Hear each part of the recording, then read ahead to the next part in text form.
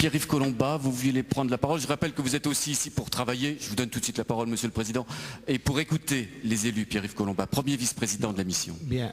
Non, je voulais peut-être revenir, dire deux mots de ce débat que nous avons sur la clause générale de compétences. Quand on regarde les choses telles qu'elles fonctionnent, on s'aperçoit que bon, sur le papier c'est très bien, on va bien répartir les compétences, un tel s'occupe de ça, un autre d'autres choses, etc. Tout ça c'est absolument parfait. Quand on regarde les choses de près, on se dit mais si celui qui est chargé de la compétence ne l'applique pas ou ne veut pas en entendre parler, qu'est-ce qui se passe? Si pour lui le développement du haut débit, il s'en moque, on va constater qu'il s'en moque. Bon. Donc déjà ça, ensuite les compétences aujourd'hui réparties, peut-être que demain il y aura d'autres tâches dont il faudra s'occuper, il faudra faire une loi spécifique et on va attendre, je sais pas, par exemple il y a une entreprise qui arrive, qui dit bon j'aimerais bien m'installer chez vous, excusez-moi mais c'est pas ma compétence, allez voir là-bas, oui mais là-bas ils m'ont dit qu'ils voulaient pas me recevoir, bon qu'est-ce qu'on fait? Bien. Donc la solution, même s'il faut clarifier, la solution vers laquelle on s'oriente, c'est d'essayer, et c'est pas simple, on peine de bien ventiler, de dire voilà, il y aura telle ou telle collectivité aura en charge effectivement telle ou telle compétence, mais si on constate, et on est en train de réfléchir à un mécanisme qui permet de le constater objectivement, qu'elle s'en désintéresse ou qu'elle ne veut pas, parce que financièrement par exemple elle ne peut pas, ou etc., eh bien il y aurait une espèce de capacité d'initiative, comment dire, pas résiduelle, mais enfin en tout cas, ceux qui pourraient être en charge, si possible en accord avec la collectivité qui est en charge de la compétence, donc de pouvoir la mettre en œuvre. Voilà un peu le mécanisme vers lequel on s'oriente pour à la fois, on dirait c'est peut-être la carpe et le lapin, mais enfin la vie c'est souvent ça, à la fois y voir plus clair et dire très clairement qui doit vraiment s'occuper de telle ou telle compétence, mais aussi ne pas paralyser tout si elle ne le fait pas.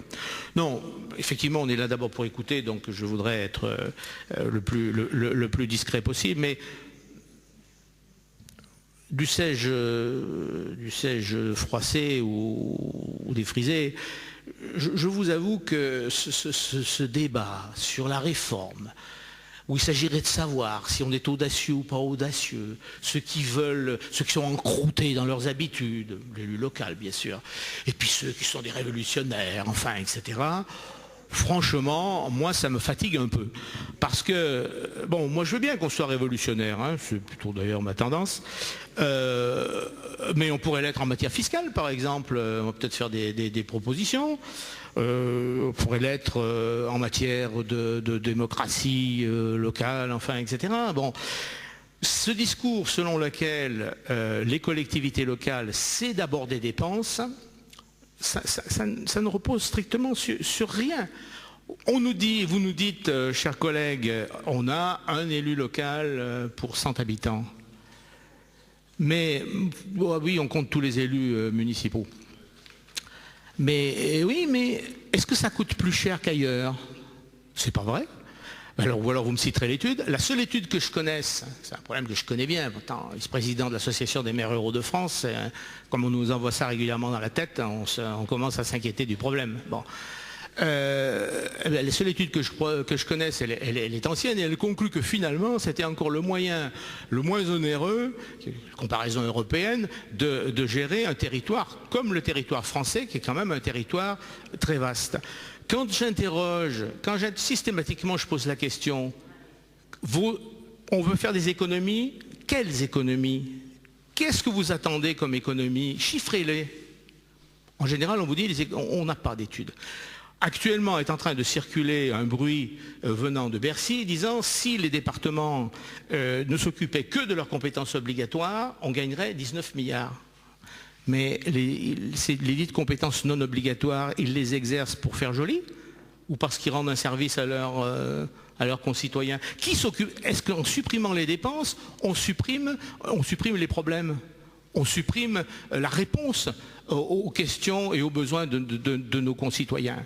Et dernier point, les dépenses des collectivités, c'est aussi du pouvoir d'achat, c'est aussi des marchés. pour nos entreprises. Je veux dire que quand on regarde le circuit économique, un pays, c'est pas une épicerie. Hein? Je veux dire que l'investissement des entreprises, l'investissement des collectivités, c'est aussi le moteur qui fait tourner la machine. Donc effectivement, c'est un équilibre à trouver. Et très franchement, en matière d'endettement, les collectivités locales n'ont pas vraiment, et en matière de fiscalité, n'ont pas vraiment beaucoup de leçons à recevoir. Et encore une fois, c'est toute cette dynamique-là, c'est dynamiquement qu'il faut penser. Je crois que